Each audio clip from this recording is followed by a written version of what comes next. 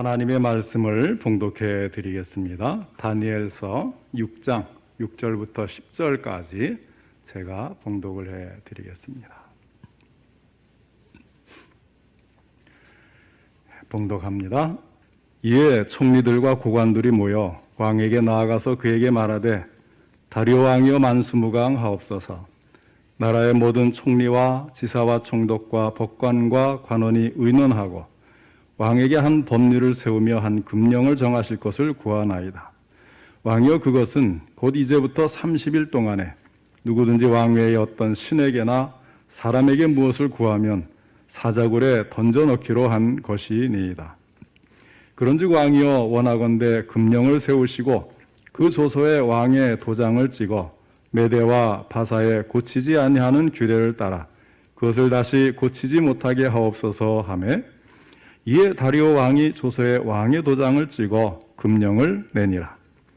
다니엘이 조서에 왕의 도장이 찍힌 것을 알고도 자기 집에 돌아가서는 윗방에 올라가 예루살렘으로 향한 창문을 열고 전에 하던 대로 하루 3번씩 무릎을 꿇고 기도하며 그의 하나님께 감사하였더라.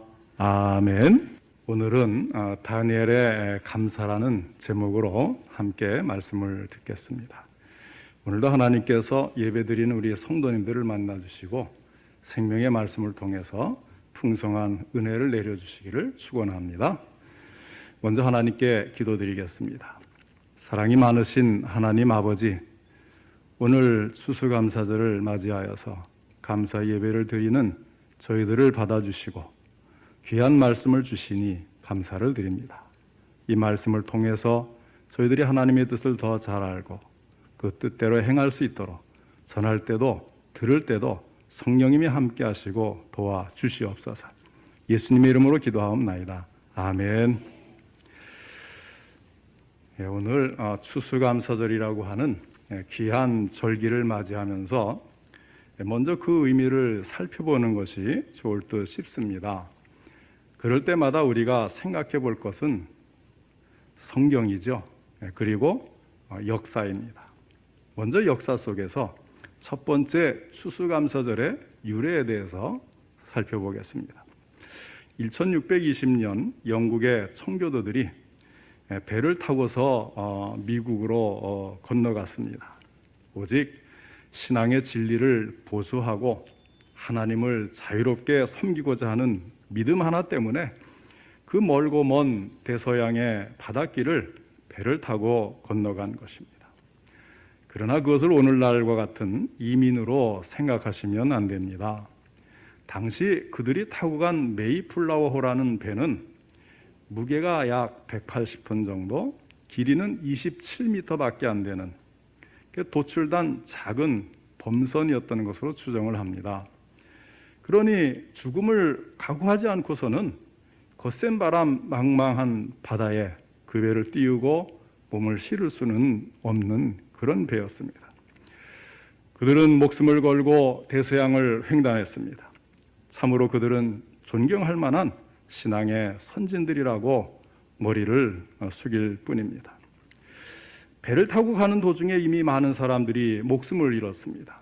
최종적으로 미국 땅에 도착한 사람의 수는 남자가 78명, 여자가 24명, 합계 102명이 도착을 했습니다. 그런데 이들 102명도 대부분 도시 출신들이었습니다. 그래서 그들은 농사 짓는 방법도 제대로 알지를 못했습니다. 그러니 얼마나 고생이 심했겠어요. 그들이 건너와서 3개월은 거처할 것이 없어서 배 안에서 살았다고 합니다.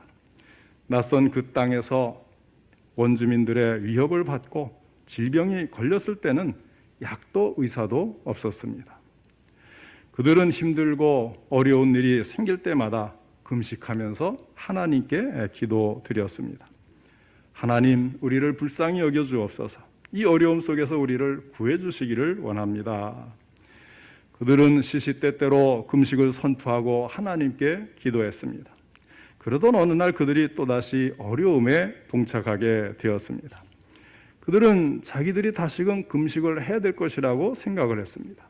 그래서 그 문제를 의논하기 위해 모두가 한자리에 모였습니다. 그런데 뜻밖에도 그 가운데 한 사람이 이런 제안을 했습니다. 여러분, 지금까지 우리는 힘들 때마다 금식을 선포하며 하나님께 기도했습니다. 그러나 이제는 한 번쯤 우리의 생각을 고쳐볼 필요가 있지 않겠습니까? 물론 우리가 영국에서 살 때보다도 형편이 어려워진 것은 사실입니다. 그러나 우리는 이 가운데서도 얼마든지 하나님의 은혜를 생각하면서 감사할 조건들을 찾을 수 있을 것입니다. 우리에게는 신앙의 자유가 있습니다. 정치의 자유도 있습니다. 또 우리의 눈앞에는 광활한 대지가 펼쳐져 있습니다. 우리에게는 얼마든지 무한한 가능성이 있습니다. 그러니 이번에는 금식을 선포하는 것보다 차라리 감사를 선포하십시다. 우리가 감사의 주관을 정하고서 하나님의 은혜를 생각하면서 더 많은, 더 큰, 더 깊은 감사를 하나님께 드려보면 어떻겠습니까? 그의 말에 그곳에 있는 모두가 깊은 감화를 받았습니다. 그래서 그들은 금식 주간을 선포하는 대신 감사 주간을 선포했습니다. 그들은 자기들을 향하신 하나님의 은혜를 생각하면서 하나님께 깊은 감사를 드렸습니다. 이것이 나중에 그들이 감사절을 지키게 된 계기가 된 것입니다. 그리고 그들이 어떤 인디언 족장의 도움으로 옥수수나 감자, 호박 같은 것들을 겨우 거두었을 때 그 거둔 것 중에 10분의 1을 드리면서 하나님께 첫해 추수감사절을 지켰습니다. 그들은 풍족하기 때문에 감사를 드리는 것이 아니라 고난 중에서도 감사를 드렸던 것입니다. 사랑하는 성도 여러분, 감사는 잘 될 때만 감사하는 것이 아니라는 사실을 여기서도 우리가 알 수가 있지요. 감사하는 사람은 좋을 때와 나쁠 때를 가리지 않고 언제든지 감사를 하는 것을 보게 됩니다. 그러나 반드시 그 감사 때문에 축복받고 그 감사 때문에 승리하고 그 감사로 하나님께 영광을 돌리는 삶, 그것이 우리 성도들의 아름답고 복된 삶이 아니겠습니까? 이제 성경으로 돌아가 보겠습니다. 바빌론이 멸망을 당했어요. 메대 사람 다리오가 나라를 얻게 되었습니다. 다리오 왕은 전국에 120명의 고관들을 세웠습니다. 그들로 하여금 나라를 다스리게 했습니다. 그리고 그들 위해 총리 셋을 세웠는데 고관들을 감독하기 위한 총리들이었습니다. 그 중에 한 사람이 바로 다니엘이었어요. 다니엘은 워낙 뛰어난 사람이었습니다. 하나님이 항상 함께 하셔서 지혜와 총명을 더해 주셨기 때문에 이 다니엘은 자연히 다리오 왕의 신임을 얻을 수밖에 없었습니다. 그렇게 되니까 다른 두 총리와 그들을 지지하는 고관들 가운데 특히 이 메소포타미아 본토 출신들이 다니엘을 시기를 하는 거예요. 다니엘을 올감에 덮어 씌우기 위해서 한 가지 음모를 꾸몄습니다. 그들이 왕을 부추겨서 하나의 법령을 만든 것입니다. 왕의 권위를 실어주겠다는 명분으로 앞으로 30일 동안 왕 이외에 누구에게든지 무엇을 구하거나 또는 어떤 신에게 기도하는 사람이 있으면 그를 사자굴에 던져놓는다는 내용이었습니다. 다니엘도 왕의 명령이 어떠한지 잘 알고 있었습니다. 그럼에도 불구하고 다니엘은 어떻게 했습니까? 평소처럼 예루살렘을 향하여 나 있는 창문을 활짝 열어놓은 뒤 무릎을 꿇고 하루에 3번씩 변함없이 하나님께 기도했습니다. 그것도 불평하고 원망하는 기도가 아니었어요. 어떤 기도였습니까? 10절 끝부분입니다. 그의 하나님께 감사하였더라. 감사의 기도를 드린 것입니다. 그런데 그 앞에 뭐라고 되어 있어요? 다니엘이 이 조서에 왕의 도장이 찍힌 것을 알고도 그는 이제 자기가 기도하면 죽을 수밖에 없게 된 것을 알고 있었던 것입니다. 그럼에도 불구하고 창문까지 활짝 열고 평소에 예루살렘을 향해서 창문을 열던 습관이 있으니까 그러면 밖에서 감시하는 사람들이 다 알잖아요. 이렇게 창문까지 활짝 열고 기도하면서 하나님께 감사를 드렸던 것입니다. 다니엘은 이처럼 역경 속에서도 하나님께 감사하는 기도를 드렸습니다. 오늘은 하나님께서 우리에게 주신 본문 말씀을 통해서 이처럼 역경 속에서도 승리하고 축복받고 잘 되었던 다니엘의 감사 생활이 어떤 성격이었는가를 자세히 살펴보면서 함께 은혜 받기를 원합니다. 첫째로 다니엘이 어떠한 때에 하나님께 감사를 드렸는지 살펴보겠습니다. 자, 10절 말씀을 보시면요, 다니엘이 이 조서에 왕의 도장이 찍힌 것을 알고도 오라고 하였습니다. 간혹 우스갯소리로 그런 말을 하죠. 좋은 소식 하나, 나쁜 소식 하나 있는데 무엇부터 들을래 하는 그런 이야기들을 하죠. 그럼 보통 뭐라 그래요? 좋은 소식부터 좀 들읍시다. 예를 들면 이런 겁니다. 아내가 직장에서 돌아온 남편에게 물어봐요. 좋은 소식 하나, 나쁜 소식 하나 있는데 무엇부터 들으시겠어요? 그 남편도 당연히 좋은 소식부터 듣자고 합니다. 그러니까 아내가 말하기를 좋은 소식부터 전하지요. 우리 큰애가 상을 타왔어요. 그러니까 남편이 얼마나 좋아하겠습니까? 그리고는 그러면 나쁜 소식은 뭔데? 하니까 다시 부인이 말하기를 나쁜 소식은 옆집에도 상을 탔다는 거예요. 그러니까 그게 왜 나쁜 소식인데? 합니다. 아이들 기 살린다고 전교생을 다 주었다네요. 그래서 그만 남편이 나가 떨어졌다는 이야기 아닙니까? 그러면 오늘 이 다니엘이 알게 된 소식은 좋은 소식입니까? 아니면 나쁜 소식입니까? 나쁜 소식이죠. 다니엘은 자기가 하나님께 기도하면 사자 굴 속에 들어가야 한다는 사실을 알았습니다. 그러나 그는 어떻게 했습니까? 10절 끝부분에 말씀합니다. 무릎을 꿇고 기도하며 그의 하나님께 감사하였더라.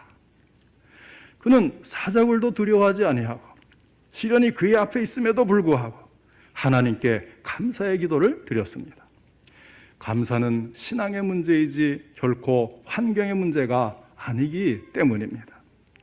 사랑하는 성도 여러분, 우리도 다니엘처럼 환경에 따라서 좌우되지 말고 신앙인답게 늘 어떤 역경이나 고난 속에서도 감사하는 삶을 살아가는 우리 모두가 될 수 있기를 바랍니다.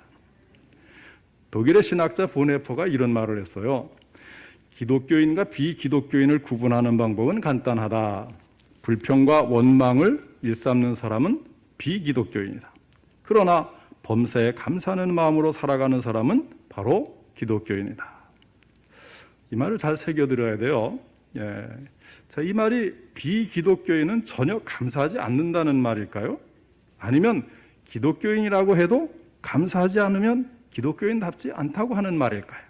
후자죠, 후자. 교회 안 다니는 사람들도 감사할 땐 또 감사를 해요. 이것이 언제까지나 감사하느냐 이 차이가 있지만, 그래서 기독교인이 감사하지 않으면 기독교인답지 않다 그런 말이니까 오해하지 마시기 바랍니다. 감사는 내가 기독교인이라는 사실을 보여주는 아주 중요하고도 두드러진 표시인 것입니다. 믿음이 있는 사람은 어떤 형편 속에서도 감사를 드리게 되어 있습니다. 찬송가 66장에 다 감사드리세라는 찬송이 있습니다. 근데 이 찬송이 지어진 배경이 정말 그렇게 감사할 수 있을까 싶은 그런 배경이에요. 작시자인 마르틴 린카르트라고 하는 분은 17세기에 독일 교회를 담임했던 목사님이셨습니다.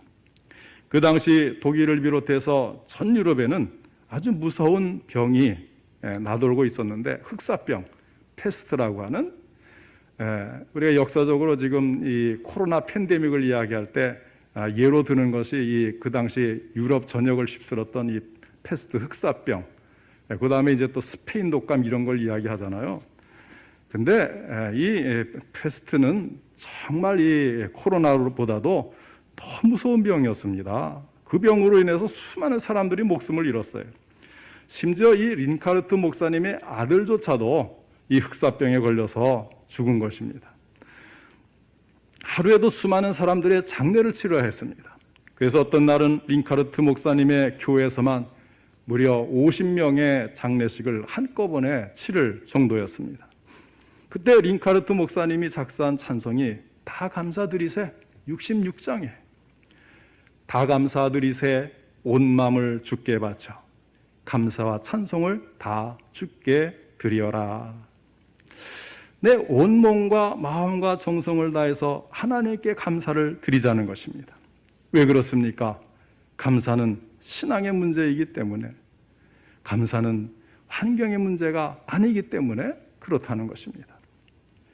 다니엘이 이 조서에 왕의 도장이 찍힌 것을 알고도 감사하였더라. 다니엘의 믿음이 오늘 우리의 믿음이 되기를 원합니다. 그리고 나쁜 소식을 알고도 감사하는 다니엘의 감사가 우리의 감사가 되기를 바랍니다. 그 다음에 두 번째로, 다니엘이 역경 속에서도 하나님께 감사를 드릴 수 있었던 이유를 살펴보겠습니다. 다니엘에게 있어서는 감사하는 생활이 체질화되어 있었어요. 습관화되어 있었습니다. 자, 10절 하반절을 다시 보시면, 자기 집에 돌아가서는 윗방에 올라가 예루살렘으로 향한 창문을 열고 전에 하던 대로 하루 3번씩 무릎을 꿇고 기도하며 그의 하나님께 감사하였더라. 다니엘에게 있어서는 늘 감사하는 생활이 몸에 배었던 것입니다. 그날 처음으로 하나님께 감사하는 것이 아니에요. 이렇게 왕의 조서에 도장이 찍혔다, 그런 소식을 들었는데도 내가 더욱더욱 감사해야지, 다시 결심을 새롭게 해서 감사한 게 아니고 전에 하던 대로예요. 늘 다니엘은 매일같이 예루살렘을 향한 창문을 활짝 열고 하루에 3번을 기도할 때마다 계속 감사의 기도를 드리는 사람이었습니다. 그러니 어려운 시련 속에서도 몸에 배인 대로 변함없이 하나님께 감사를 드린 것입니다. 감사 생활을 계속해서 하는 것이 대단히 중요합니다.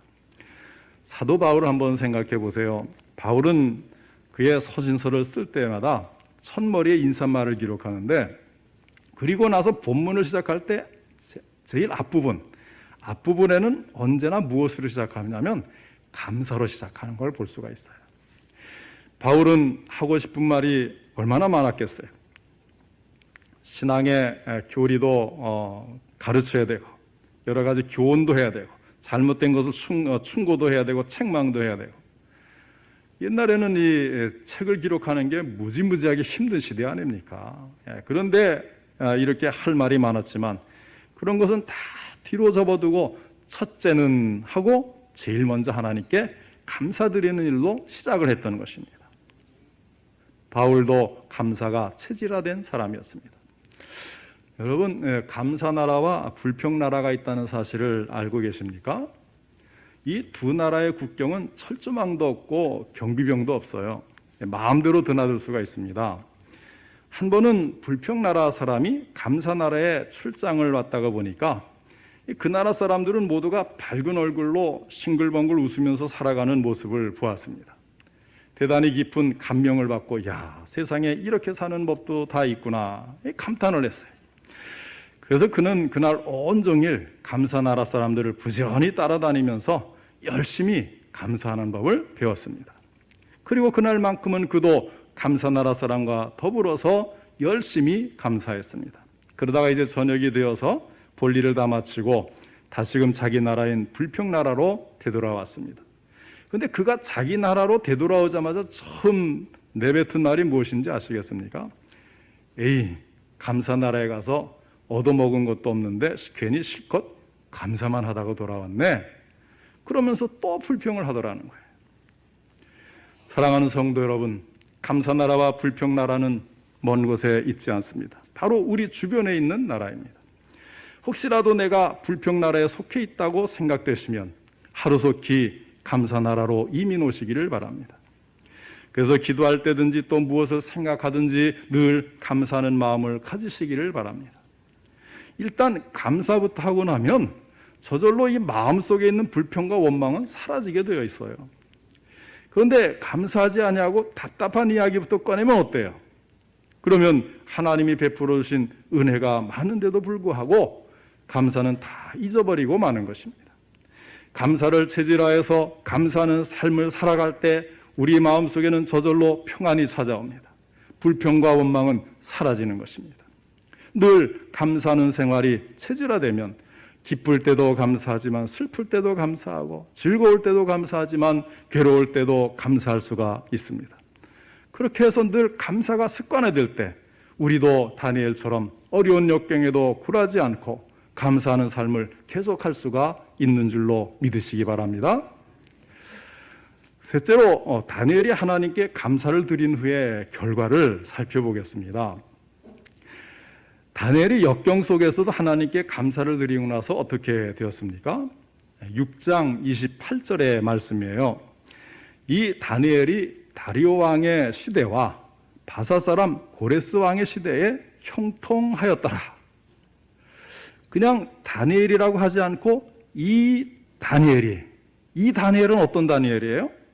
역경 속에서도 감사를 잃지 않았던 다니엘을 말하는 것입니다. 감사를 체질화했던 다니엘이었습니다. 하나님은 그를 축복해 주셨습니다. 그는 왕의 법령을 어겼기 때문에 사자굴에 던져짐을 당했지만 우리가 이미 알고 있는 유명한 이야기 아닙니까? 하나님께서 천사를 보내셔서 다니엘을 지켜주시는 거예요. 사자들의 이립을 꽉 봉해주셔서 그 몸이 하나도 상하지 아니했습니다. 하나님은 오히려 다니엘의 원수들을 갚아주셔서 그를 모함했던 자들이 다니엘을 대신해서 사자의 밥이 되고 말았던 이야기, 우리가 잘 알고 있는 사실 아닙니까? 그 뒤에 왕이 바뀌었습니다. 시대가 바뀌었습니다. 그럼에도 불구하고 하나님의 축복은 다니엘과 늘 함께 하셔서 그는 언제나 형통한 삶을 살았던 것입니다. 다리오 시대에 이 다니엘이 나이가 얼마인지 아세요? 바벨론의 느부갓네살 왕 때 기용이 됐잖아요. 소년 때 거기 가서 벨사살 왕을 지내고 벨사살 왕이 바벨론 마지막 왕으로 죽임을 당하고 멸망당한 다음에 이제 바사, 페르시아의 다리오 왕이 이 다니엘을 고용했을 때 100살이 넘은 나이였습니다. 그러니까 소년 때에 바벨론 포로로 가서 100살이 넘도록 총리를 세 정권을 거치면서 이렇게 엄청난 축복을 받은 거예요. 그는 바벨론의 느부갓네살 왕과 벨사살 왕 그리고 바사 페르시아의 다리오 왕 무려 2개국 3개 정권에서 총리를 누린 사람이었습니다. 변함없이 감사하는 삶을 살았던 다니엘에게 하나님의 축복도 변함없이 늘 그와 함께하면서 그의 삶을 형통하게 했던 것입니다. 이것이 감사의 결과예요. 감사하는 사람에게 주어지는 하나님의 축복입니다. 그래서 어떤 사람은 이렇게까지 말했어요. 감사는 그저 드리는 것으로 끝나지 않고 하늘에 저축하는 것이다. 무슨 이야기입니까? 이자까지 다 쳐서 하나님이 갚아주신다는 겁니다. 할렐루야. 옛날 어느 마을에 할머니 한 분에게 두 아들이 있었는데 큰 아들은 우산 장사를 했고 작은 아들은 소금 장사를 했어요. 이 이야기도 유명하죠. 그래서 어떤 이야기는 우산 장사와 집신 장사 이야기를 이렇게 전해지기도 하죠. 자, 어쨌든 이분의 그 아들은 우산 장사와 소금 장사였습니다. 자, 그런데 이 할머니는 매일 두 아들 걱정을 하면서 울며 세월을 보냈다는 거예요. 날씨가 좋은 날은 우산 장사하는 큰 아들을 걱정하고 반대로 비가 오는 날은 소금 장사하는 아들을 걱정했습니다. 그래서 이래도 울고 저래도 울고 매일매일 울면서 세월을 보내는 거예요. 여러분, 이 할머니의 문제점이 무엇입니까? 어떻게 하면 이 할머니의 문제를 해결할 수가 있을까요? 간단합니다. 생각을 180도 바꾸면 되는 거예요. 감사를 회복하면 되는 거예요. 날씨가 좋으면 소금 장사를 하는 둘째 아들을 생각하면서 야, 오늘은 소금이 잘 팔리겠구나 감사하면 되는 것이고, 반대로 비가 오는 날에는 우산 장사를 하는 큰아들을 생각하면서 야, 오늘은 우산이 잘 팔리겠는데 하면서 감사하면 되는 거예요. 감사를 회복하면 문제는 저절로 해결이 되는 것입니다. 감사하지 못하기 때문에 문제가 복잡해지고 그 사람이 불행해지는 거예요. 복음 찬송 중에 감사 찬송이 있죠. 그 가사를 보면 이런 내용이에요.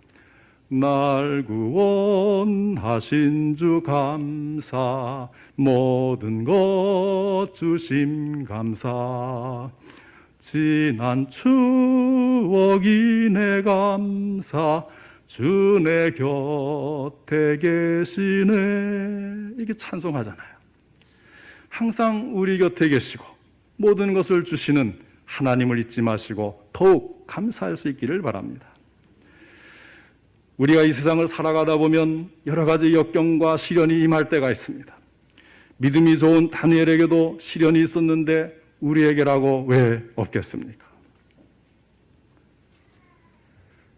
그러나 역경만 바라보지 마시기 바랍니다. 다니엘처럼 역경 가운데서도 하나님을 바라보면서 우리 모두 감사의 창문을 활짝 열어볼 수 있기를 바랍니다. 참된 마음으로 하나님이 베풀어 주신 은혜에 감사하는 우리들이 되기를 바랍니다. 그래서 우리에게도 다니엘처럼 모든 시련이 물러가고 더 큰 축복, 더 큰 감사의 조건들이 우리 앞에 다가오게 되기를 바랍니다. 사랑하는 성도 여러분, 오늘은 추수감사절입니다. 하나님이 베풀어 주신 은혜를 생각하면서 작은 정성이지만 감사한 마음을 주님께 표시하시기를 바랍니다. 하나님이 베풀어 주신 은혜에 비하면 우리가 무엇을 바친다 한들 제대로 표시할 수 있겠습니까? 그러나 하나님은 그것을 기쁘게 받으시고 다니엘에게 하셨던 것처럼 더 많은 축복으로 우리 모두에게 다시금 되돌려 주시는 줄 믿으시기를 바랍니다. 우리 성도님들 모두에게 늘 찬송과 감사와 기쁨과 평강의 삶이 오늘만이 아니라 모든 사는 날 동안 차고 넘치시기를 주님의 이름으로 축원합니다.